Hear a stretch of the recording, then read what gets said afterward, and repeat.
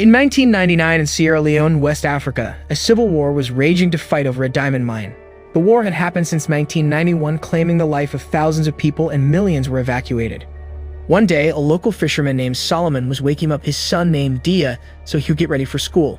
He initially refused to go not because he was lazy, but because he was too tired to walk for 5 kilometers to reach the school. But Solomon reminded him of his dream of becoming a doctor and said that soon the war would end and that Sierra Leone would be a better place for Dia to study to achieve his dream. All his effort and sacrifice would pay for sure. Hearing that made Dia feel motivated to go to school again. After making sure that his son had left for school, Solomon left for the sea to fish. Later in the afternoon, after taking Dia from school, they walked home together when they accidentally saw the Revolutionary United Front, or in short RUF, a group of rebels that fight in the Civil War. He immediately asked Dia to hide while he rushed to reach home to save his family.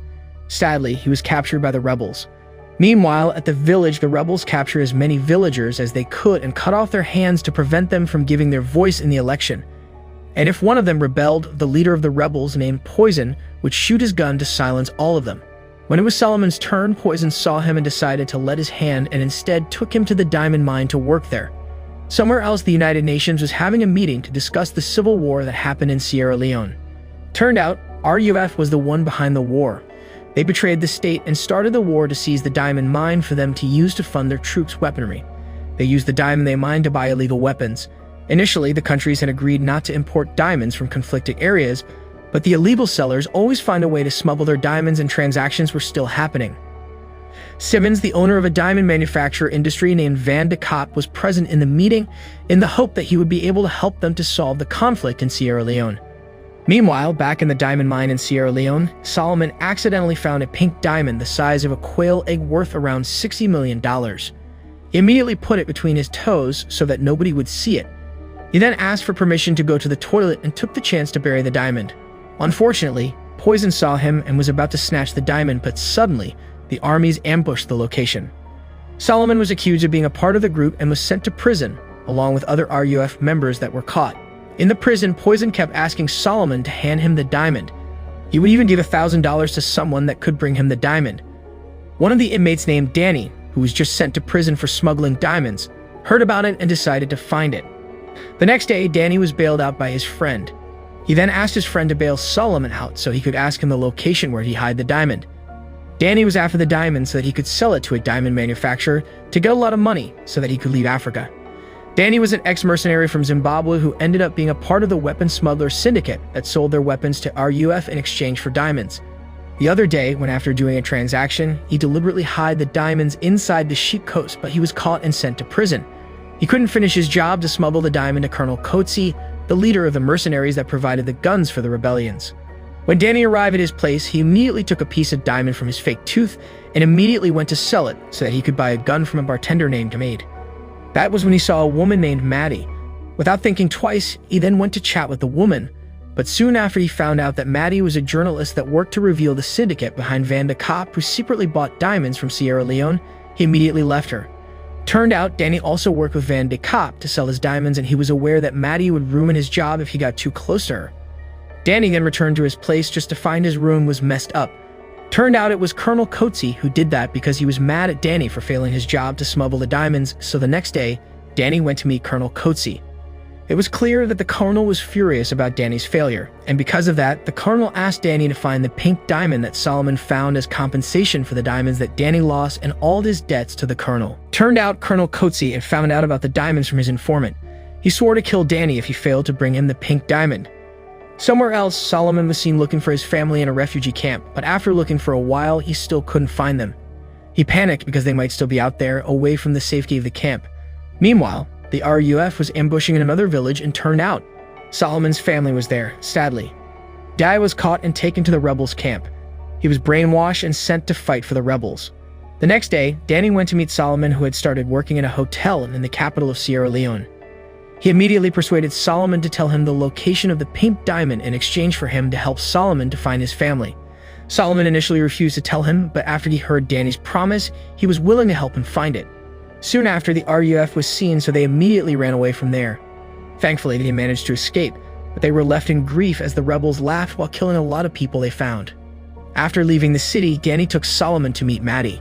He deliberately did that so that Maddie would help them find Solomon's family's whereabouts in exchange for information about all the syndicate involved with Van de Kaap and the diamond smuggling activities that Danny knew.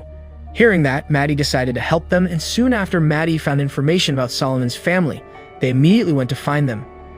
They were stranded in a refugee camp. As soon as they met, Solomon cried happily. He longed for them so much, but when he found out that Dia was captured by the RUF, the happiness changed into a sorrowful cry, and the cherry on top, Maddie told Solomon that he could only meet his family again after the war ends. The next day, to fulfill his promise, Danny told everything he knew about the diamond smuggling and the involvement of Van de Kaap. He told her that he had managed to smuggle a lot of diamonds to Monrovia, the capital city of Liberia. There, he would bribe the customs staff to pass the inspection for the diamonds and confirm that the diamonds were mined in Liberia, not in Sierra Leone, so that they could later be exported to Antwerp, a city in Belgium. The diamonds then would go through the sorting process and later exported to India, where the diamonds would be mixed with all the diamonds from all over the world. After that long process, the diamonds would be bought by Van de Kaap to keep them safe and later sold at a very high price. Van de Kaap was not funding the war directly, but they were involved to keep the war going. All the evidence was kept by Danny. After telling everything to Maddie, Danny asked Solomon to pretend to be his cameraman so they could follow the press convoy to the district of Kono, where Solomon buried the pink diamond. They then went to the location with the other journalists escorted by the armies, but in the middle of their trip, the rebels showed up and ambushed the convoy. Fortunately, Danny, Solomon, and Maddie managed to escape the ambush.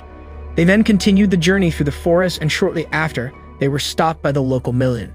They were part of the local tribe, the Kamagers, who were not involved in the Civil War. They panicked, but Maddie quickly took her camera and told the locals that they went there to cover the news about the fight of the Kamagers against the rebels. Shortly after, the three of them were taken to a house where a lot of children that were once brainwashed and told to fight for the rebels and the orphans took shelter. The man managing the shelter was a man named Benjamin. In the afternoon, while watching the children playing, Benjamin told Danny the story of when he managed to save the children from the rebel group. He then told him that everyone initially has kindness in their hearts, but their actions were the ones that lead them to what they become, and by giving a little love, even the worst would return to kindness. Nobody knows what would lead them to God's blessings. Benjamin's words made Danny rethought about his life, and when Maddie approached him, he immediately broke down and poured his heart and shared his problems with her. He told her that his mother was harassed and shot, while his father was beheaded and hanged on a crane in an abandoned warehouse. He only wanted to leave Africa to feel peace for once without all the war and blood. He thought if God had forgiven them, but after seeing all that, he realized that God had long left the place. Maddie hugged him to calm him down. The next day, when Benjamin was taking Danny and the others to Kono, they were ambushed by the rebels. Unfortunately, Benjamin was shot and seriously injured. Danny then went full speed to leave the place and escape the ambush. After that, Danny went to meet Colonel Coetzee that turned out to have been waiting for them in Kono. He told Danny to take all the equipment to dig the diamond, but when he was taking the equipment, he asked Maddie to divert the attention of the mercenaries so he and Solomon could go to the location of the diamond without them. After taking the equipment, he said his goodbye to Maddie because she would soon leave Africa to return to London since the situation had gone even worse. Before leaving, Maddie gave Danny her card. Danny hoped that Maddie could meet someone that loved her so much because despite having a feeling for her, Danny knew he was not meant for her. After that, Danny and Solomon ran as fast as they could. When they entered a village, an old man told them that RUF had reached the next village. Hearing that, Solomon decided to leave for the village to save Dia, but Danny stopped him because he wanted to keep Solomon safe. He promised to bring Dia back to him as long as he wanted to go with him. They finally arrived at the mines. Nearby, the rebels were seen guarding the place, so Danny decided to call Colonel Coetzee and told him their location. They then decided to wait for the colonel to come. That night, Solomon, who had longed for his son, recklessly went inside the mines to find him without telling Danny. The moment he found Dia, he immediately took his hand and left from there, but Dia refused to go. Dia, who had been brainwashed, instead thought of his father as the enemy, causing him to get captured. The next day, Solomon once again met with Poison. Poison ordered him to show where he hid the diamond and threatened to kill Dia and his whole family if he refused. Solomon, who was fed up, then brutally attacked them when suddenly Colonel Coetzee and his troops arrived and bombarded the place, giving Danny some time to save Dia. The moment later, the RUF was eliminated. Colonel Coetzee then asked Danny to press Solomon so he would tell him the exact location where the pink diamond was buried. He threatened to kill Dia if Solomon refused. Cornered and scared, Solomon finally told the location, but when he was digging the place, Danny gave him a signal to do the plan they had prepared before. After managing to eliminate Colonel Coetzee, Danny told Solomon to look for the pink diamond because the armies were on their way to their location. When they were looking for the diamond, Danny realized that he was shot. A moment later, Solomon finally found the pink diamond, but suddenly, Dia pointed his gun at Danny. Solomon quickly told him that everyone was worried about him and was waiting for him to return home. Thankfully, after hearing those words, Dia came to his senses again. After hugging his son, Solomon and the others immediately left from there. While walking, Danny asked Solomon to give him the diamond, and Solomon, without thinking twice, handed over the diamond. Danny then called his friend to pick him up on the hilltop.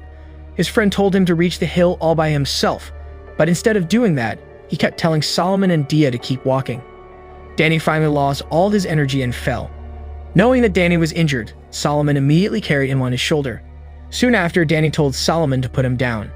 He knew that he wouldn't make it to the hilltop. He returned the diamond back and along with Maddie's car to Solomon.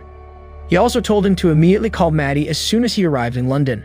After that, he told Solomon and Dia to leave him to keep walking. While waiting for his time to come, he called Maddie and told her to promise to keep Solomon and his family safe. He was grateful for having to meet such a kind woman like Maddie, and after telling his goodbyes, he finally breathed his last. The next day, Solomon finally arrived in London and immediately met Maddie. That day, he was going to hand over the pink diamond to Simmons, while Maddie would watch from afar. Soon after, Simmons arrived and was about to give Solomon $2 million in exchange for the diamond, but Solomon refused to sell the diamond unless he could be reunited with his family. The very next day, Simmons managed to reunite Solomon with his family, and the pink diamond finally fell into the hand of Simmons.